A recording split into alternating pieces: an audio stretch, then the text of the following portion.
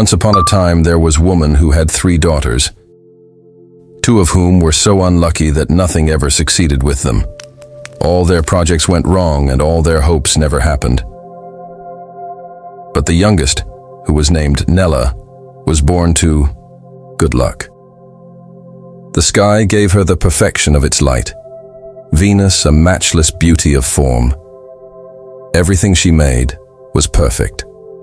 Every time she stood up to dance, she sat down with a huge applause. Her sisters and even her own mother were very jealous of her and wanted to have her killed. Now, in the same country, there was an enchanted prince who saw the beautiful Nella and fell in love with her. He did everything he could to make her fall in love with him as well. And she did. They secretly got married. In order to enjoy each another's company without her mother or sisters knowing, because they would surely not approve, the enchanted prince made a crystal passage, which led from the royal palace directly into Nella's room. The prince also gave her a magical powder and said, "Every time you wish to feed me, like a sparrow, with the sight of your charming beauty, throw a little of this powder into the fire, and instantly I will come through the passage as quick as a bird, running along a crystal road to gaze upon your beautiful face." Every night the prince came through the crystal passage until at last the sisters, who were spying the actions of Nella, found out the secret and laid a plan to put a stop to it. They went and broke the passage. The next time, Nella threw the powder into the fire. The prince came along the passage as always, but he hurt himself badly on the broken passage and was unable to pass further on. He turned back, all cut and slashed. Then he laid himself in his bed and sent for all the doctors in the town. But as the crystal was enchanted, the wounds were mortal, and no human remedy would help. When the king saw this, he sent out a proclamation that whoever would cure the wounds of the prince would either marry the prince or get half the kingdom. When Nella heard this, she disguised herself as a beggar, and unknown to her sisters, she left home to go and see him before his death. She left late in the afternoon, and soon it would become dark, so she looked for a place to sleep. Nella was in the woods, close to the house of an ogre. To stay safe, she climbed up into a tree to sleep. Meanwhile, the ogre and his wife were sitting at table, with the windows open, in order to enjoy the fresh air while they ate. And as soon as they had emptied their cups and put out the lamps, they began to chat of one thing and another, so that Nella heard every word they spoke. Among other things, the ogress said to her husband, "My gorgeous, tell me, what is the news? What is going on in the world? What has happened?" And he answered with a smile, "Why, I could tell pretty stories of all the confusion that is going on, but I will merely tell you what has happened to the king's son.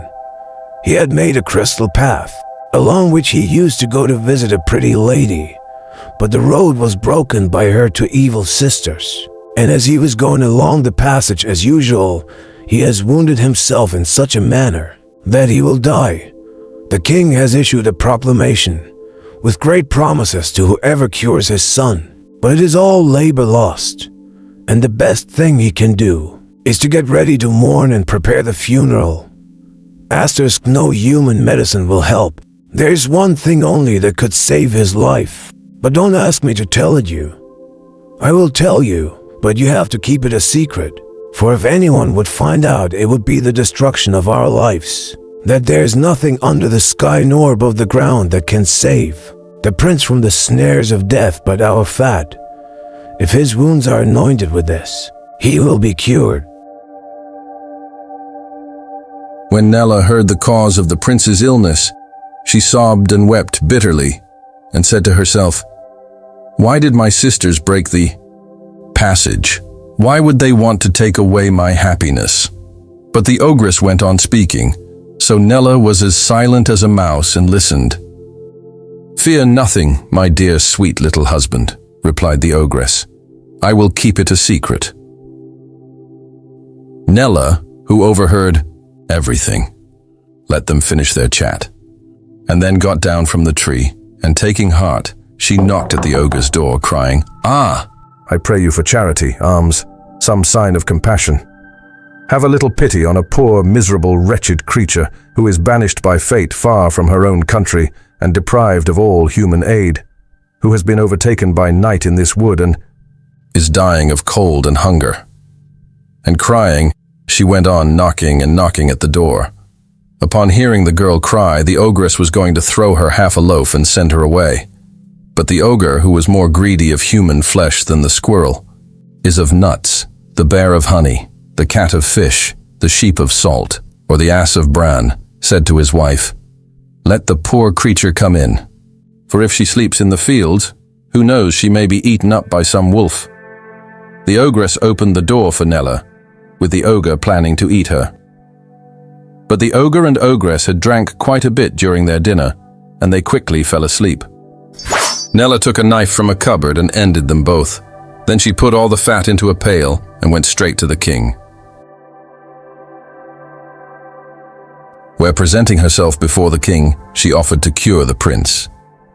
At this, the king was overjoyed and led her to the room of his son.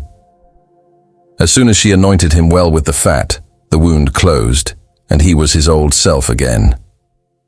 When the king saw this, he said to his son, "This good woman deserves the reward promised by the proclamation. You will marry her." But the prince replied, "I will not. I am hopelessly in love already." Nella, hearing this, replied, "You will no longer love that girl when you hear who made you so sick. It was her sisters." "I know that. My misfortune has been brought on me by her sisters," answered the prince, "and they shall repent it." "Then do you really love her?" said Nella, and the prince replied, "More than my own life."